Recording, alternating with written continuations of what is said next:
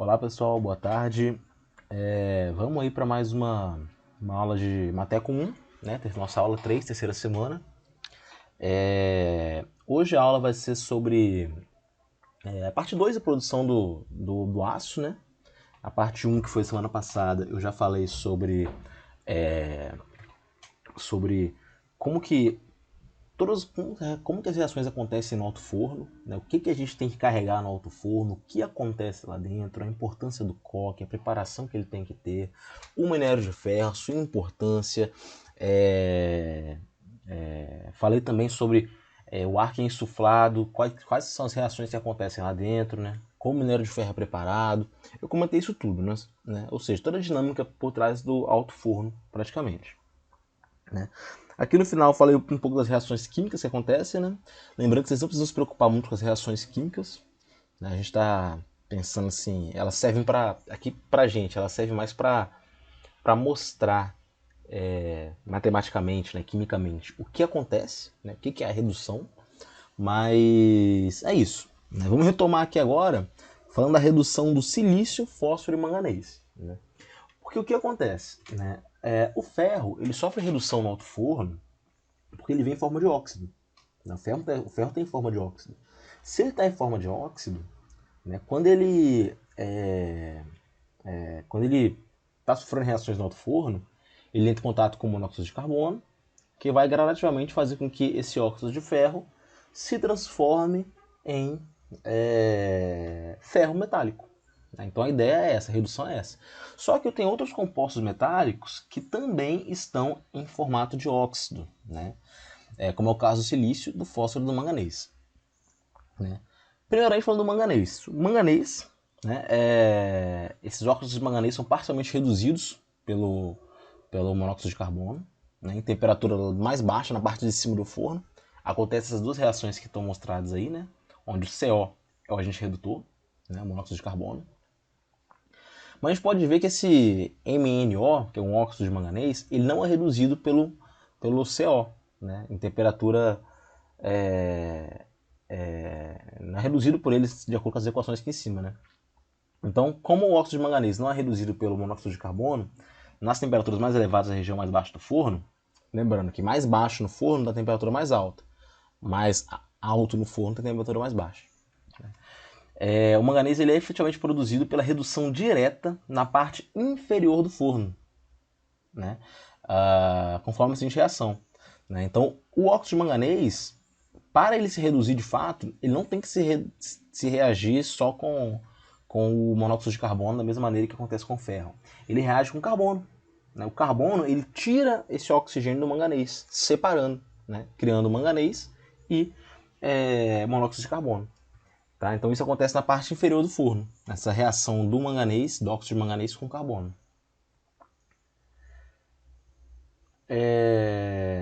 Essa reação ocorre mais facilmente em temperaturas mais altas, né? Ela é pouco eficiente, né? E reduz apenas parte do manganês carregado. Né? Ela não é tão eficiente assim. Né?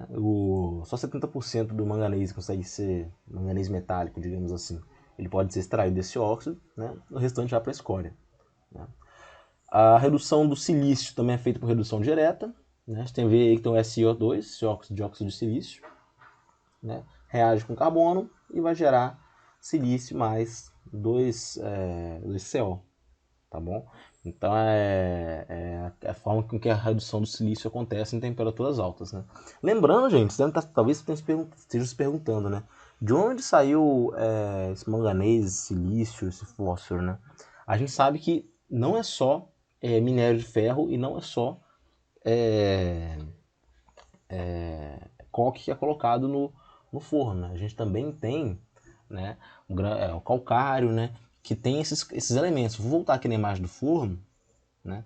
Como vocês podem ver, esse calcário ele tem cálcio, tem silício, né, que pode ser colocado aí dentro, tá? Que está entrando aqui dentro. Né? Esses materiais, são os fundentes, eles ajudam na formação da escória, né? Mas também tem que sofrer redução. Tá bom? Só voltando aqui. Essa reação aqui do silício ela é só representativa, né? Porque ela supõe que os reagentes são ambos líquidos ocorrendo na escória. Né? Então é só uma representação. Portanto, a reação direta anterior seria lenta demais para justificar os altos teores de silício no Gusa, né?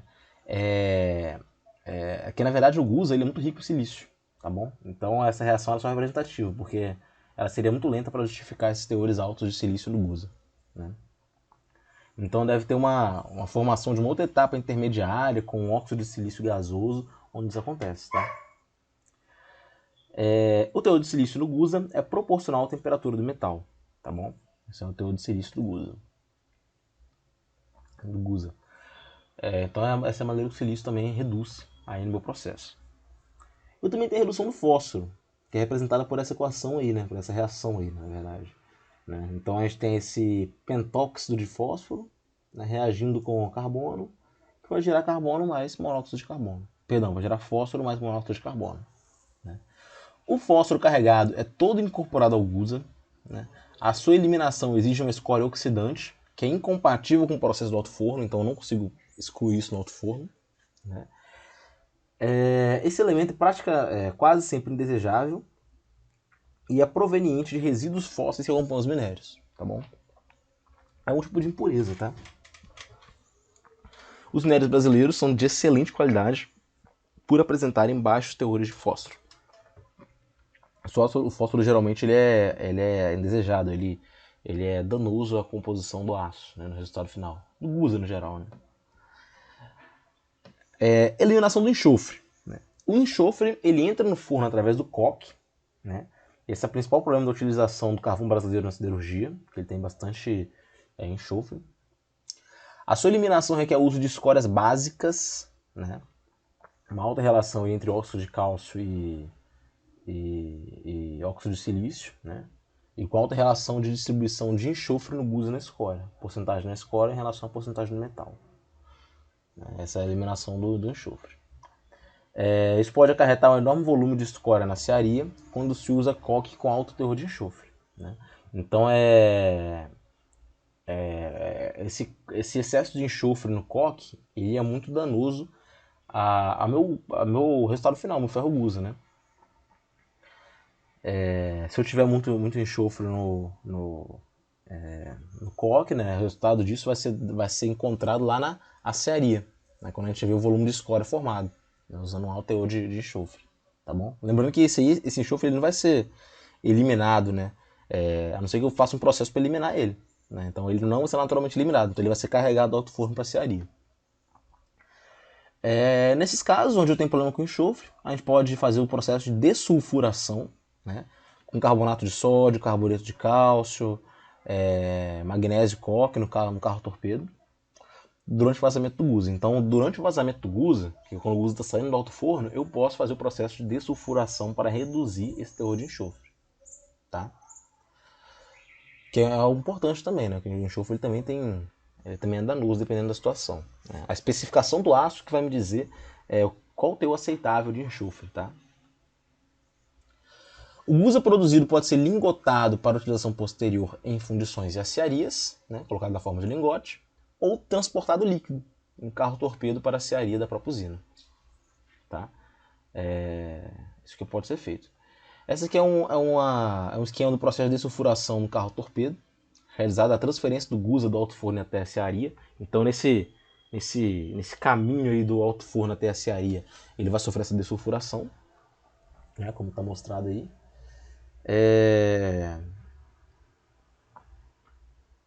Tem a estação de sulfuração, tem o carregamento e pesagem da panela de Gusa, né? A limpeza da escória, aí gira no convertedor, né? E depois o pote de escória está ali embaixo. Né? A desulfuração é o processo de remoção do enxofre do Gusa através de injeção de agente dessulfurante. Né? Então vou injetar algum tipo de composto que vai tirar esse enxofre da minha estrutura, da composição do ferro Gusa, tudo bem?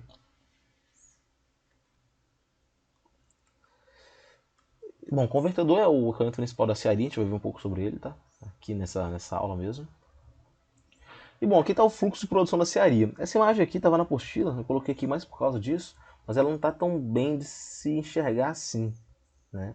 Eu tenho a estação de desulfuração, tenho o carregamento de pesagem na panela de Gusa, limpeza da escória, aí tem a canaleta, perdão, aí vai para convertedor, eu tenho a inserção de sucata, a inserção do gusa, eu posso adicionar alguns fundentes, né, também, né? Isso tudo é para o convertedor. No convertedor, eu vou ter a lança de oxigênio, jogando oxigênio dentro do convertedor. Esse oxigênio vai ser responsável pelas reações que acontecem na cearia. A cearia é isso, né? E depois disso eu tenho uma porta de escória, né? Eu tenho meu refino secundário, pode ser feito, né? E bom, depois desse convertedor eu tenho basicamente aí um aço aí semi-pronto, né? Aí já está um teor adequado de carbono e de impurezas, tá? Vamos falar sobre a cearia então. Em alto forno eu falei sobre tudo que acontece no alto forno. Na cearia ainda está um pouco assim aberto sobre o que acontece na cearia. Então vamos lá. A gente sabe que o ferro gusa no alto forno ele não pode ser usado da maneira que ele sai do alto forno, né? Porque ele é um produto muito rústico, digamos assim. Ele não tem propriedades boas, né? Não tem propriedades mecânicas que tornam o seu uso adequado. Muito pelo contrário, as propriedades mecânicas limitam o uso do ferro gusa, né? Portanto, para tornar esse gusa adequado ao uso tecnológico, né, é necessário reduzir o teor de carbono, de silício, de manganês, de fósforo e de enxofre. Ou seja, tem excesso desses cinco elementos aí, né? Então a cearia é responsável por isso, por realizar processos químicos para retirar, né, reduzir o teor desses elementos no ferro gusa, né? Isso acontece através do sopro de oxigênio no banho de ferro gusa, através de uma lança, né? Então, o que acontece? Basicamente, o que acontece na cearia é um processo de oxidação, né? Aí é até um pouco contrário ao que a gente viu antes, a questão da redução, né? A gente vai pegar um material que está solto, tem enxofre lá, tem manganês. Eu quero pegar esse enxofre, esse manganês, esse fósforo e fazer com que ele saia do gusa em forma de óxido, né? Então ele tem que oxidar. Só que esse processo tem que ser feito com muito cuidado, né? Porque eu quero oxidar o manganês, o enxofre, o carbono, né? Fazer um processo de oxidação no carbono, né? E eu quero me livrar deles. Só que eu não quero que isso aconteça com ferro, né? Então isso tem que ser muito bem controlado, tá bom? A redução de impurezas aqui é obtida através da oxidação, né? Então eu tenho um tempo de sopro controlado, né? De forma a introduzir a quantidade correta, né, de oxigênio no banho. Então, assim, o oxigênio que é colocado no ferro gusa, ele é muito controlado, tá? O oxigênio reage com os contaminantes do gusa de maior reatividade que o ferro, né, exceto o enxofre. A remoção do enxofre depende de sua solubilidade na escória, isso é importante dizer também, né? Que é afetada pela basicidade e pela temperatura, né? Então eu até comentei um pouco do enxofre aqui, só me corrigindo então. O enxofre é o único contaminante, digamos assim, que não vai reagir com oxigênio diretamente, tá bom? Ele vai ser removido de outra forma. Então vamos lá, a ideia aqui é oxidar as impurezas, na ordem crescente de afinidade com oxigênio, né? Eu vou pegar meu banho de gusa, eu tenho uma lança, eu tenho lá como se fosse um reservatório cheio de gusa, líquido. Eu vou ter uma lança de oxigênio que vai até o meio uma lança de cobre, perdão. Ela vai até o meio desse gusa líquido e essa lança vai transportar o oxigênio para o meio do gusa, formando, assim, gerando oxidação, né? Esse tempo de sopro tem que ser controlado, né? As reações que acontecem são aquelas que estão mostradas ali, ó. O carbono do gusa reage com oxigênio, gera monóxido de carbono. O monóxido de carbono vai reagir com oxigênio, vai gerar dióxido de carbono. O silício do gusa vai reagir com oxigênio e vai formar uma escória de óxido de silício. O manganês vai reagir com oxigênio, vai formar uma escória de manganês, né? Um óxido de manganês, né? Então, assim, é parecido com o alto forno. Aqui eu tenho reações, só que aqui são de oxidação, que vão fazer com que eu forme uma escória, tirando o excesso dessas impurezas, tá bom? É importante destacar que eu não vou remover todas as impurezas, não vou. Eu vou reduzir o excesso de impurezas, tá? Eu vou tirar um pouco, basicamente. Os processos de aciaria, eles se dividem em processos ácidos e básicos, né, conforme o tipo de refratário usado e as escórias empregadas. Quando eu falo de refratário, é o material ali que está dentro do convertedor, né? É o convertedor onde acontecem essas reações, né? Esse convertedor ele tem que ser revestido de um material refratário, né? Um material que seja resistente a corrosão, resistente à alta temperatura, né? Porque ele está ali sujeito a temperatura alta e a vários tipos de compostos químicos diferentes, né? Mas esse refratário ele também faz parte do próprio processo, né? Porque ele influencia na formação da escória, como vocês podem ver aí, né?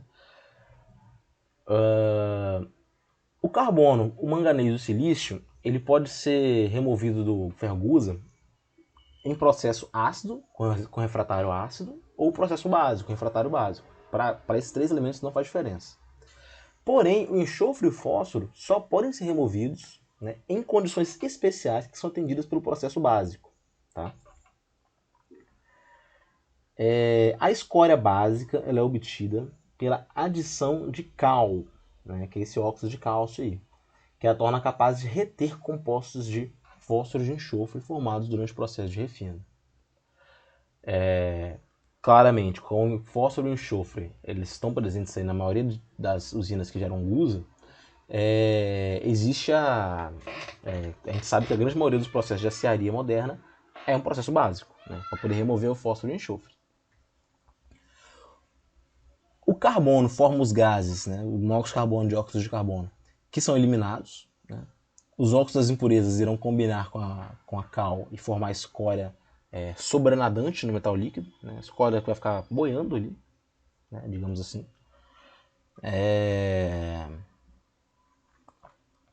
O processo de oxidação ele é bastante exotérmico, ele gera bastante calor, né, e é por isso que ele vai aquecer o banho durante o sopro, né. Então, à medida que eu vou soprando oxigênio, eu vou gerando calor. Processo muito exotérmico, né. Para isso, a gente pode usar sucata, né, sucata gerada em qualquer parte do processo, sucata no geral, né, para controlar o excessivo aumento de temperatura. Então a gente joga sucata lá para controlar esse aumento de temperatura. Assim, a quantidade de aço produzida no convertedor é maior do que a carga de gusa carregada, né? Ou seja, como eu jogo muita sucata para controlar a temperatura, né, eu vou ter uma sucata de aço, né, eu vou gerar, no final de contas, na aciaria, mais aço do que o gusa carregou, né? Então perceba que esse ponto de vista do reaproveitamento está presente também aqui na aciaria. Beleza? Então isso acontece, isso é bem claro, né? Vamos supor que eu tenho 1 tonelada de gusa, que eu vou para a aciaria. Às vezes eu crio 1,2 toneladas de aço. Né? Que não produzo, né? Por quê? Porque eu vou ter a adição de sucata também. Não entra só gusa aqui na aciaria, né, no convertedor. Vai entrar sucata também. Alguns elementos presentes na sucata, como o cobre e o estanho, não podem ser removidos do banho líquido, né, porque eles não reagem com o oxigênio, não vão formar óxido. Né? Esses elementos podem causar problemas na fabricação do aço, né, e por isso tem que ser muito controlados. Né? A maioria dos elementos aí que estão presentes na sucata, né, em porcentagem pequena, eles vão oxidar, tá bom? E quando eles oxidam, eles vão embora na forma de óxido na escória da aciaria. Mas assim, a gente tem que ter um controle disso, né? Eu não posso simplesmente jogar sucata lá sem controle nenhum. Tá? Tem que controlar bem essa composição do aço que está resultando nesse processo. Tá? Se tiver um excesso de estanho, por exemplo, é porque não estou conseguindo controlar o estanho que está sendo inserido através da sucata. O convertedor é isso aqui, né? Exatamente isso aqui. Eu tenho um banho de gusa, né? Esse aqui é um convertedor do tipo LD. Eu tenho vários convertedores diferentes, tá bom? Mas que é só um exemplo de um processo pneumático, convertedor. Eu tenho meu gusa, tenho um lance de oxigênio, né? E aí eu vou ter aqui embaixo, na parte mais de baixo, um metal. Aqui em cima do metal a escória. E aqui tem uma emulsão de escória com metal. Né? Uma mistura, digamos assim, né? Devido à reação exotérmica do oxigênio. Como acontece aí o processo? Né?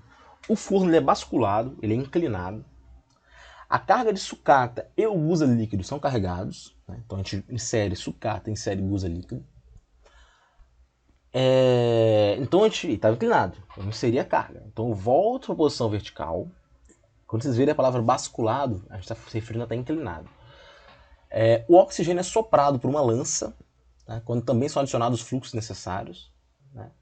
O tempo de sopro é da ordem de 20 a 25 minutos, né, para uma carga de 350 toneladas, ou seja, 20 a 25 minutos para 350 toneladas. Né. Então a gente consegue perceber que a velocidade de reação é muito alta. Estudos mostram que a explicação para a cinética das reações, né, para a cinética de reações que acontece no interior desse convertedor, é a formação de uma emulsão metal-escória durante o sopro. Né? Essa emulsão está mostrada aqui na imagem, de parte superior. Né?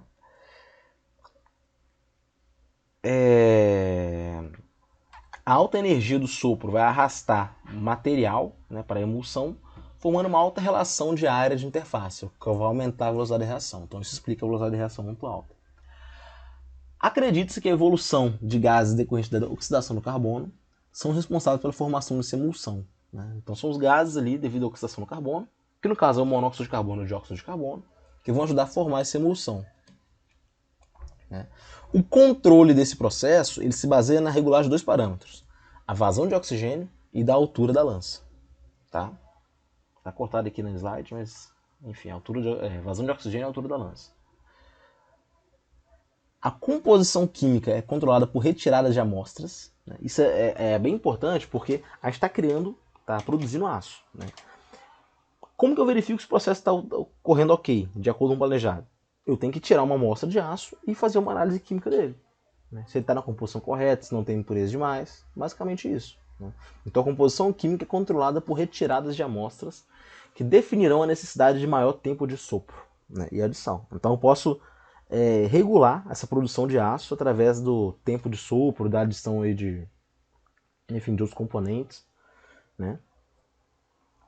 Acertada a composição e a temperatura, o convertedor ele é basculado novamente, ou seja, está tudo certinho, composição e temperatura, eu inclino ele novamente para mandar esse aço líquido embora.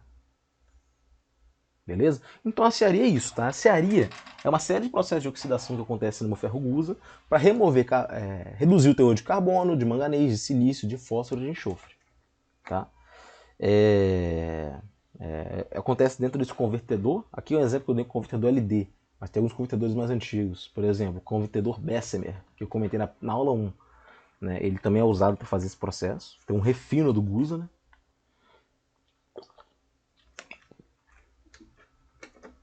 E enfim, na cearia acontece isso. Então a cearia, ela basicamente recebe o Gusa do alto forno, que está numa condição bem grosseira, e refina aquilo para ter um aço de melhor qualidade. Né? É importante falar que depois da cearia eu posso ter alguns processos para regular, para adicionar elemento de liga. Às vezes eu tenho uma aplicação que eu não posso ter enxofre, então tem que ter um controle mínimo do enxofre ali. Né? Isso é tudo regulado. Forno elétrico. Vamos lá, ainda falando da cearia, né? Quando eu falo de forno elétrico, eu estou falando de forno a arco elétrico, né? A criação de um arco elétrico. Né? O forno elétrico a arco, pela sua natureza, permite que se trabalhe com carga 100% sólida. Né? Então, um forno que permite que eu tenha uma carga 100% sólida, até porque ele envolve uma grande quantidade de energia. Portanto, esse forno geralmente é usado em pequenas plantas siderúrgicas, né? Onde a gente tem muita sucata. Tá bom? Obviamente, nesse tipo de planta siderúrgica, a gente utiliza forno elétrico a arco, não vai ter alto forno. Né? Então eu tenho que ter um suprimento de gusa vindo de outro lugar. Né? Pode ser o gusa lingotado, enfim. Essa é uma alternativa a esse método da cearia através do convertedor. Aqui eu tenho um fluxograma de uma planta siderúrgica, onde a gente usa o forno elétrico para a fusão da sucata. Né? Nesse caso ainda há um suprimento de gusa líquido proveniente de algum outro forno, né? Localizado nas proximidades. Então a gente pode ver que tem um suprimento de gusa líquido aqui em A. Né? Aí tem a sucata que vai entrar ali, tem um forno, forno panela, aí depois vai para o carro panela, vai para o lingotamento contínuo e já tem a minha barra de aço. Né? A partir da letra E aqui, todos os processos, né, envolvem, na verdade se referem a processos de conformação, que fogem um pouco do nosso escopo aqui. Estou falando de como eu produzo o aço, não de como eu dou forma para ele. Dar forma para ele é outra história. né? Laminação, trefilação, extrusão são outros processos. Tá? Vocês vão ter matéria sobre isso aí. Acredito que vocês têm um processo de fabricação, 1 e 2, uma coisa desse tipo aí. Vocês vão ver sobre os PCM, Processo de Conformação Mecânica. Mas a ideia aqui é só. Essa ideia da forno elétrica é só uma alternativa, tudo bem? Aqui está o esquema do forno elétrico a arco, né? Tem uma porta, uma bica de vazamento. A dolomita a soleira, né? Que é de dolomita ou de magnesita, está escrito errado aqui, mas magnesita. Né? Então é isso aí. Mas esse aqui foi mais por curiosidade para mostrar, tá? Algumas das importantes vantagens desse forno elétrico. Permitir produção de praticamente qualquer tipo de aço, né, em função do controle do aquecimento virtualmente dependente de reações químicas. Virtualmente dependente, que é praticamente dependente da reação química. A gente consegue controlar o aquecimento. É um aparelho extremamente versátil no que se refere à carga, podendo ser operado com 100% de carga sólida. Permite operações intermitentes e mudanças rápidas na produção. E tem alta eficiência energética. O custo dos equipamentos e da energia elétrica são as grandes desvantagens da produção do aço na cearia. Né? Então são duas desvantagens: custo de equipamento de energia elétrica. Né? Então tem essa desvantagem. Falando sobre outros processos aqui, eu tenho a descarburação e desfosforação. Né? O que é isso? Remoção de carbono e remoção de fósforo. Né? E muitas vezes o que acontece é que no final do sopro, lá no convertedor, eu quero que o meu teor de carbono ele seja menor do que aquele especificado. Por quê? Porque eu já vou ter carbono colocado já pela sucata. Né? A correção, ela, na verdade, perdão, pela sucata não. Essa correção de carbono, né, de que é feita, né, através dessa diferença em relação à especificação, ela é feita pela adição de ferros líquidos, né, que também contém carbono, né. Então isso pode ser realizado também. Nesse estágio de corrida ocorre também a desfosforação, né, que está mostrado aqui em seguida. São uma série de reações aí que visam a formação de óxido de fósforo. Né? Esse óxido de fósforo ele vai embora através da escória. Tá bom?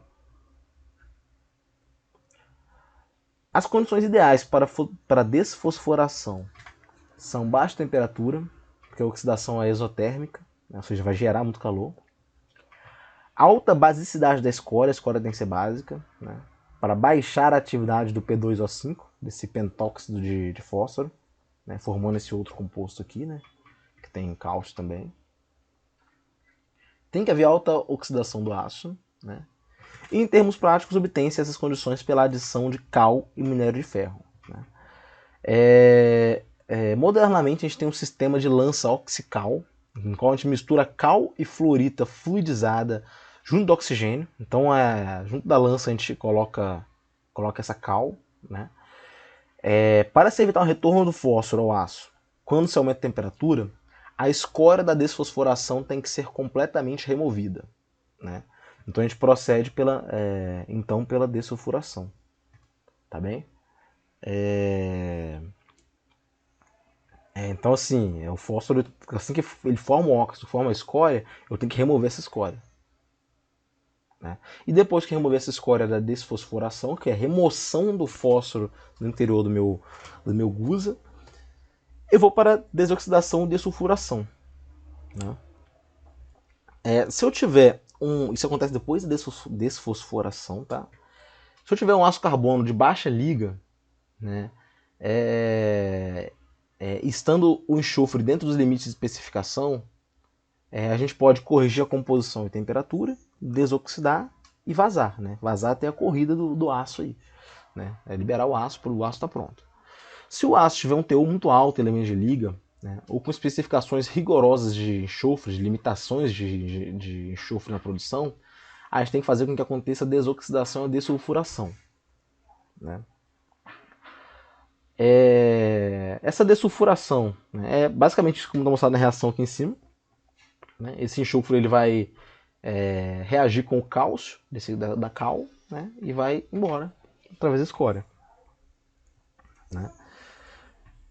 As condições para uma boa dessulfuração são, portanto, escória de alta basicidade, ou seja, alto óxido de cálcio, aço desoxidado, né, baixo óxido de ferro ou oxigênio, a altíssima temperatura, cerca de 1660 graus Celsius, né, são algumas condições para que ocorra uma boa dessulfuração, tá bom? Isso tudo, gente, é relacionado, perdão, isso acontece na cearia, tá? Essa cearia, toda essa preparação do aço final é lá. Esse controle dos elementos de liga, tudo isso é feito lá. É claro que esse processo que eu estou passando para vocês é um processo padrão. Dependendo do aço, tem alguns processos complementares. Por exemplo, aço inoxidável, né, que ele tem que ter um teor aí de cobre e de níquel mais elevado. Né? Então tem que ter um processo, tem que ter algumas variantes no processo, digamos assim. Mas o processo básico é esse. Bom, depois que acontece a dessulfuração, posso fazer a desoxidação através da inserção de desoxidantes. Né? A gente aquece, a gente adiciona o desoxidante e nova escória, aquecendo-se o aço para a temperatura de dessulfuração. Caso os limites de enxofre na especificação sejam muito baixos, né, ou seja, menos de 0,01% de enxofre, pode ser necessário retirar a escória quando ela estiver saturada com enxofre e formar nova escória. Então assim, eu retiro a escória para evitar que o enxofre que está nessa escória volte para o meu material. E aí eu retiro essa escória e formo uma nova escória. À medida que eu vou formando escória, vejo que está saturado em enxofre, eu removo essa escória e deixo formar mais.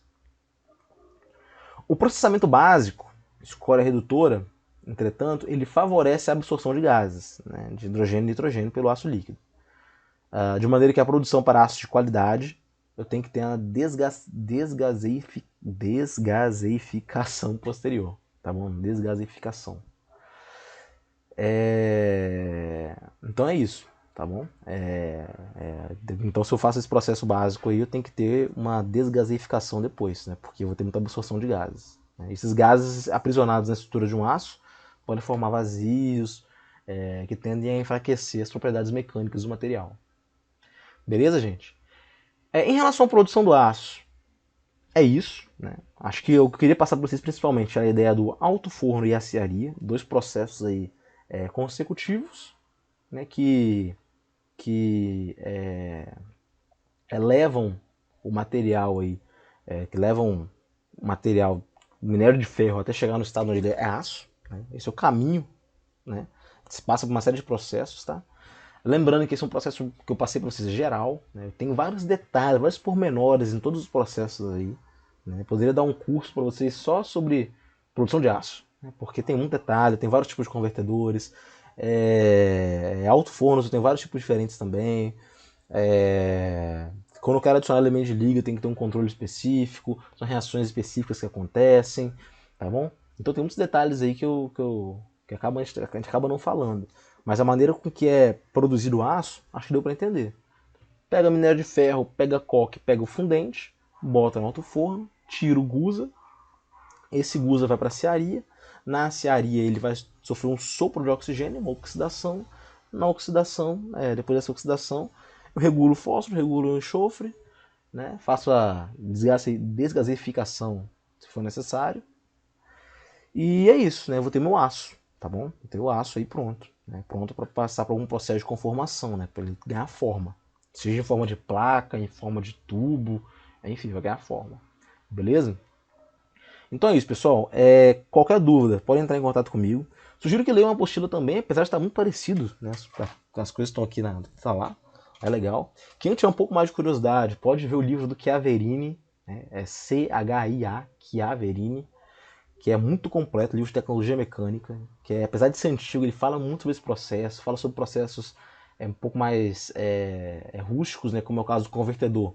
Eu tenho um convertedor LD, que é esse mostrado aí, mas também tem o convertedor Bessemer, né? Que é outro tipo de convertedor. Tem alguns tipos diferentes aí que podem ser citados. Tá bom? E é isso, gente. Tenha uma boa semana aí e até mais. Né? A aula que vem é solidificação. Valeu!